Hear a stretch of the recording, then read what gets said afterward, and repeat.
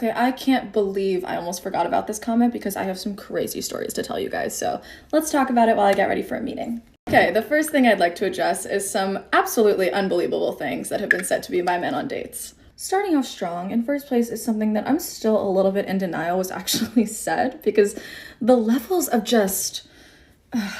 Okay, in all honesty, it really upsets me to even repeat this, but this is a true story. This man says to me, yeah, an Asian or a black 9 is equivalent to like a white 6. I mean, jaw, meat floor. Like, let's not forget, he's saying this directly to me, okay? Someone of Asian descent. So he is essentially implying that he views me, the girl he asked on a date, as inherently inferior to a fully white girl. In my utter shock and disbelief at what I've just heard, I respond, okay, so what does that make me? To which he says, oh, no, well, you're a 10, and once you're a 10, that just doesn't apply.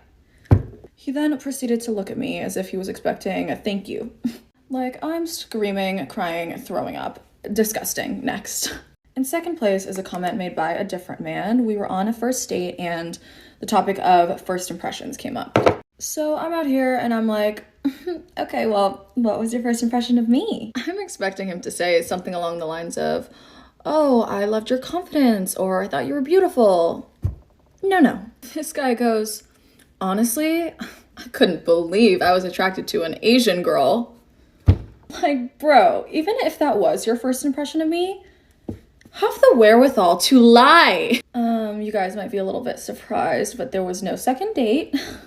Okay, all lightheartedness aside, comments like these can be so just damaging and hurtful, and if you've ever also experienced stuff like this, I'm so sorry. It's not okay. I think the most upsetting part about all of this is just how casually these comments are thrown out. I can't tell you how many times I've heard people say things like, wow, she's so pretty for an Asian girl or for a black girl, and have clearly no awareness of how messed up what they just said is. You know, I don't really know what the solution is to these sort of problems, but I just hope that when other people of color experience these things, they know that can't speak. They know that that's so hard to say. They know that there's nothing wrong with them and it's the other person with the problem.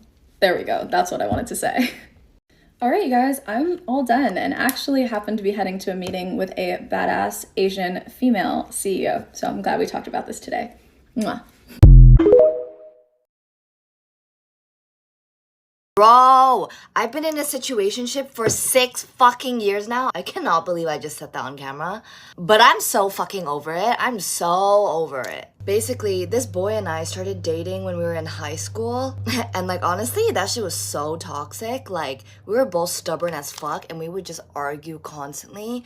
But anyways, he broke up with me. I was so sad, but then we remained really close friends and eventually just basically continued to date but without the label. And then we both went to the same fucking college, so we weren't really dating then either, but we continued this whatever the fuck that was going on, and that shit fucked with my head because it felt so much like a relationship that when I got upset at things, like, which if you're in a relationship, it was totally valid, but because we weren't, it wasn't justified. And so I kept feeling all these things that I wasn't technically allowed to feel because we weren't dating. Like, I've always been really shy with like dating and all of that. Like, I don't really know how to flirt. Fuck me, I'm 23 and I can't flirt. And the thing is, it was on off, but because for me, I was so scared to like meet other people because I was so comfortable in this little like security blanket that is this boy. And I regret not going on dates and like fucking around in college because now I'm 23, I work at home now, so it's not like I can meet people at work. And like, I don't want to do dating apps either because it just feels so forced, and I've heard too many bad stories from friends that like, I'm not doing that shit. But anyway, last year of college, we finally dated, which apparently recently I talked to him about it, and according to him, we weren't even dating back then, but we were doing like the whole flowers, Valentine's Day, all that shit. So like, I don't know what's wrong with him. It has come to my attention, finally. I need to move the fuck on and stop wasting my time on this boy. We broke up the last year of college because of long distance, but now we're in the same city, in the same fucking friend group, and it's so much harder. But fuck this. This year I told myself to stop wasting my time and energy on the people who don't return the same energy back. I'm 23, still have not dated anyone else. Like, at this point, I feel like I'm just gonna die alone. All my friends are in relationships too, and it's so cute. I'm like, I want one. Where do people get one? At this point, I feel like I've lost all of my dating skills because I didn't have to use that muscle for like 6 years. For the first time in my life, I finally feel like I'm ready to move on and meet other people. I'm just fucking terrified too. I keep saying that I'm only sticking with this boy because of comfort and familiarity, but like, he's not giving me any of that because he's stressing me out so fucking much. I just needed to rant today, and that's okay. Hot girl rant. Wait, I've been loving brushing my hair like this recently. And just look at that. Anyways, I'm gonna go do some retail therapy. Bye.